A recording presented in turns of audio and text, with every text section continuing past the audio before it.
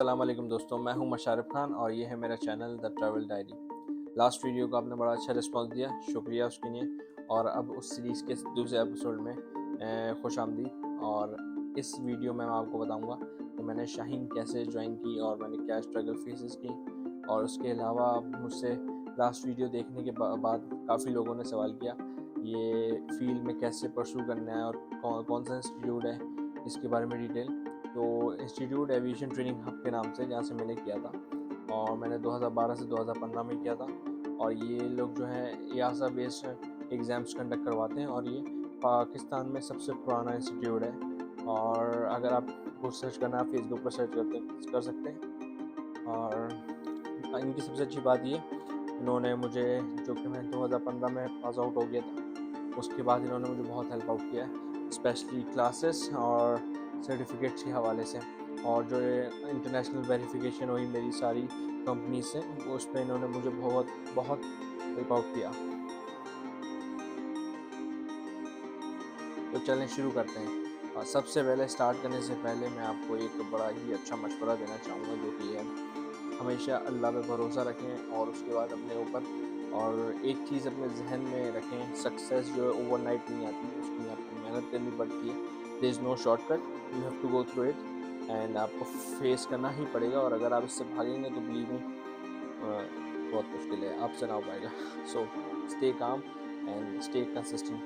अब जैसे कि आपको पता है, मैंने ASSL ज्वाइन कर लिया और ASSL में मैं काम करना शुरू कर दिया, क्योंकि मेरी शिफ्ट थी मॉर्निंग शिफ्ट, और मैं सुबह 4 बजे शुरू होती थी। मैं वहीं पे अजान सुनता था, वहीं पे फजर की नमाज़। और सर्दियों के दिनों में सबसे ज़्यादा मेरा टफ़ टाइम था कि मुझे सर्दियों में मैं जहाज़ को वॉश करता था, लिटरली वॉश करता था अपने हाथों से। और ये उनकी प्रैक्टिस थी और मुझसे तकरीबन बहुत कपड़ा लगवाते थे जहाज़ पे।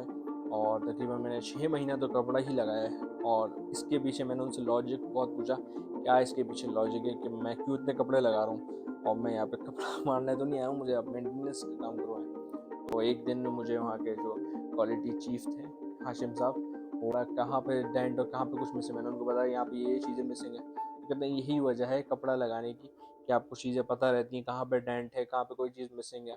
और वो मुसलसल आप जब अपनी नज़रें घुमाते हैं तो आपको अंदाज़ा हो जाता है कहाँ पे डेंट है, नहीं है। तो ये आप मेंटेनेंस प्रैक्टिसेस के मॉड्यूल में पढ़ लेंगे। ये एक टेक्निक है इंस्पेक्शन करने की, जो कि आपकी मोटर मेमोरी में आनी चाहिए।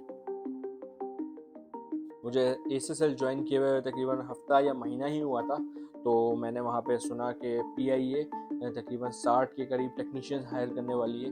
तो बस हमारे कान खड़े हो गए, हमने डिसाइड कर लिया, हमारा टारगेट क्या हमें बिल्कुल नज़र आ रहा था साफ। तो हमने घर जाते ही CV अमेंड की और उसमें एक्सपीरियंस डाल दिया कि हम ASSL में काम कर रहे हैं अबव एयरक्राफ्ट पे। तो हमने CV ऑनलाइन गए तो पता चला वो ऑनलाइन CV एक्सेप्ट नहीं करते, आपको पोस्ट ऑफिस के ज़रिए भिजवानी पड़ती है। हमने भिजवाई और उसके बाद हमने हेड ऑफिस विज़िट भी किया, जब रिस्पांस नहीं आया। तो जब हमने विज़िट किया तो उन्होंने बोल दिया हम सिर्फ PIA से के अप्रेंटिस ही रखते हैं। ओके, हम आपसे आगे, देयर इज़ नो चांस। तो फिर हमें पता लगा, फिर मैंने ये सोचने की कोशिश की कि PIA फिर बंदे कहाँ से उठाएगी, अपने अप्रेंटिस कहाँ से उठाएगी। तो वहाँ पे थी शाहीन एयर, जो कि अब बंद हो चुकी है। तो शाहीन एयर में कुछ लड़के थे जो तकरीबन 60 के करीब और 60 से ज़्यादा ही थे, वो विलिंग थे PIA जाने के लिए। और इसमें तकरीबन 6-7 महीने थे, और मतलब PIA की हायरिंग में, और फिर वहाँ से फिर शाहीन में जगह बनती। तो हमने जो है सुबह 8-9 के दरमियान जो डिपार्चर होता था ASSL का, हम गेट खोलने जाते थे। और उसके बाद वहाँ पे PIA कैंटीन थी वाइट बॉडी गेट पे, तो मैं वहाँ नाश्ता करने रुक जाता था। तो नाश्ता करने के बाद वहाँ पे गार्ड था, मैं गार्ड से फिर वही सेम टेक्निक, बातें की, दोस्तियाँ बनाई, और उसके बाद लोगों से सलाम दुआ की। और जिसमें से एक है बिलाल अकबर, जो कि अभी अच्छी एयरलाइन में पाकिस्तान में काम कर रहे हैं। वो पहले शख्स थे जिन्होंने मेरी CV ली थी और HR में ड्रॉप की थी। और उसके अलावा मैं वहाँ पे बहुत नज़र रखता था। इवन गार्ड ने मुझे इतना हेल्प आउट किया, उसने मुझे बोला जब भी कोई अच्छा मतलब डायरेक्टर लेवल का बंदा आएगा, वो मुझे कॉल करके इन्फॉर्म कर दिया करेगा। तो मैंने डायरेक्टर्स हर किसी से बात की, तकरीबन मैंने 4-5 महीना CV ड्रॉप की। और यहाँ पे बातें शुरू हो गई थी कि इंटरव्यू शुरू हो गए शाइन के, और हायरिंग भी शुरू हो गई है। शुरू हो गए तो मुझे कोई इंटरव्यू कॉल नहीं आई थी, और मेरे कुछ दोस्तों को कॉल आ गई थी और वो हायर भी हो गए थे, वो जा रहे थे। और मैं बड़ा परेशान था, जिसमें से तकरीबन अराउंड 25 अराउंड, एग्जैक्ट फिगर नहीं मुझे पता, 20+ लोग हायर हो चुके थे, आखिरी लोग ही रह गए थे। तो उसमें मैं बहुत वहाँ पे विज़िट करता था, और मुझे ये भी याद है कि मैं अगर किसी शख्स को नहीं जानता था तो मैं अटेंशन टू डिटेल, ये एक बहुत अच्छी एक ऑब्जर्वेंट अपनी नज़रों का ना, तो मैं लोगों की गाड़ियाँ, उनकी गाड़ियों के नंबर, ये सब याद रखता था और रोज़ सुबह CV प्रिंट करके लाता था।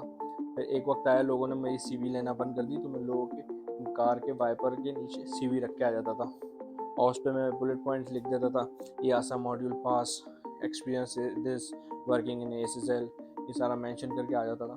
तो स्टिल नो रिस्पॉन्स, बट एक दिन मैंने सुना था कि नेक्स्ट वीक लास्ट इंटरव्यूज़ होंगे, तो मैं दोबारा गया, मैंने बोला एक आखिरी ट्राई कर लेते हैं, इसके बाद मैं नहीं जाऊँगा, ये मेरा आखिरी विज़िट होगा वाइट बॉडी गेट पे रिक्वेस्ट की नहीं है, क्योंकि मैं भी थक गया था, बहुत अरसे से रिक्वेस्ट कर रहा था। आपकी सेल्फ रिस्पेक्ट भी होती है, तो जवाब दे गई थी। तो जब मैं गया वहाँ पे एक होते थे कादिर साहब, और कादिर सिद्दीकी साहब, अल्लाह उनको सेहत दे, ज़िंदगी दे।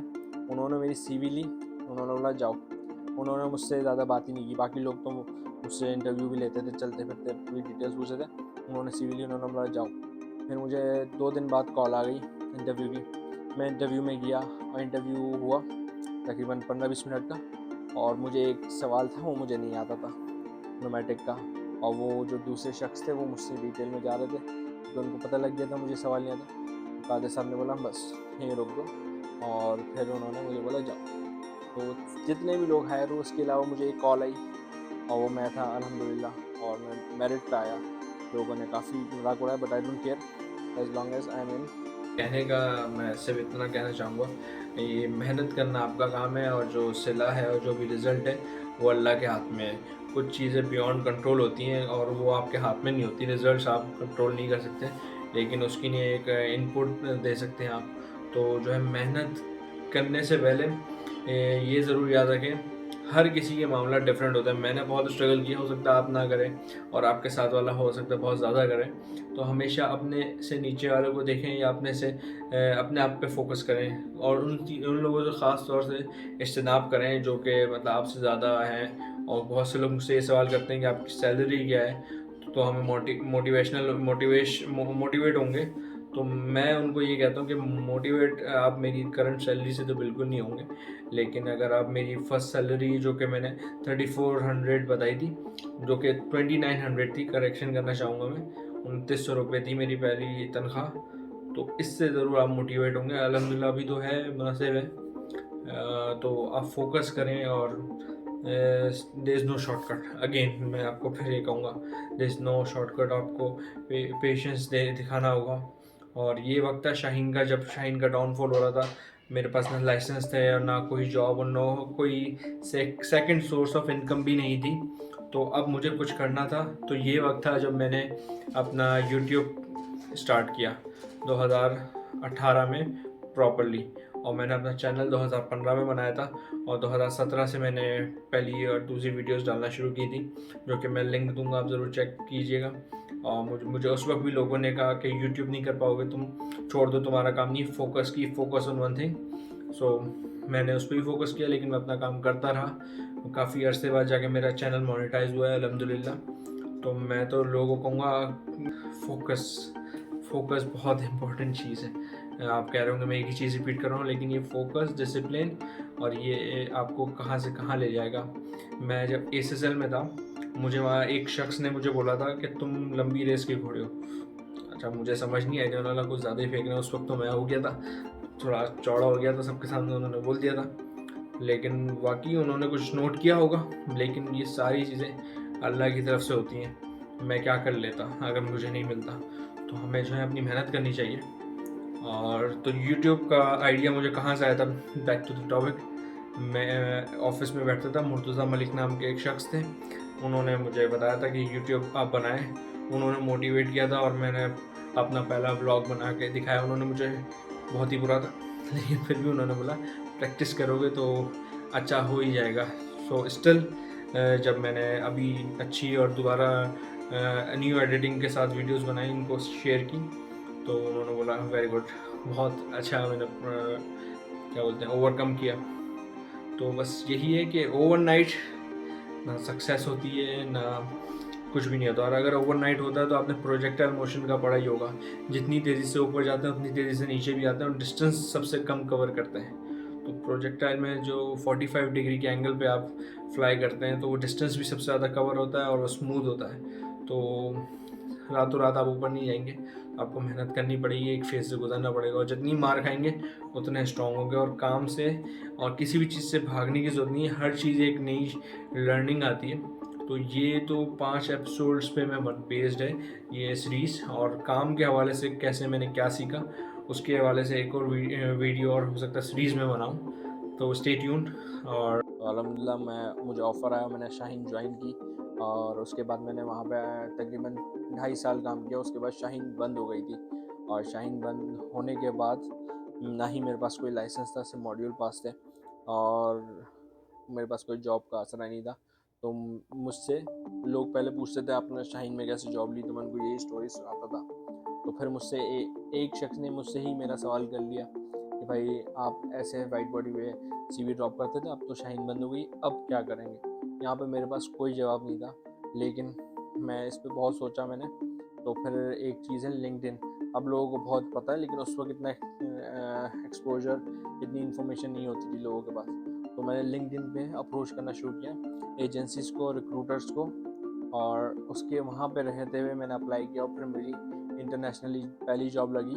और वो जॉब लगने से 2 महीने या 1 महीने पहले मैंने EASA और PCA लाइसेंस अल्हम्दुलिल्लाह मेरे आ गए थे, और उसके बेस पे मेरी जॉब हुई। और उस इंटरव्यू में मैंने मुझसे क्या पूछा गया वो आपको नेक्स्ट वीडियो में बताएंगे। और उम्मीद है आपको वीडियो पसंद आई होगी। लाइक, शेयर और सब्सक्राइब करना मत भूलिएगा। और वीडियो के आखिरी में मैं कुछ पिक्चर्स दूंगा, जैसे मैंने लास्ट वीडियोस में दी थी। एक मेमोरी है और आपको अच्छा लगेगा, तो ज़रूर देखिएगा। अल्लाह हाफ़िज़।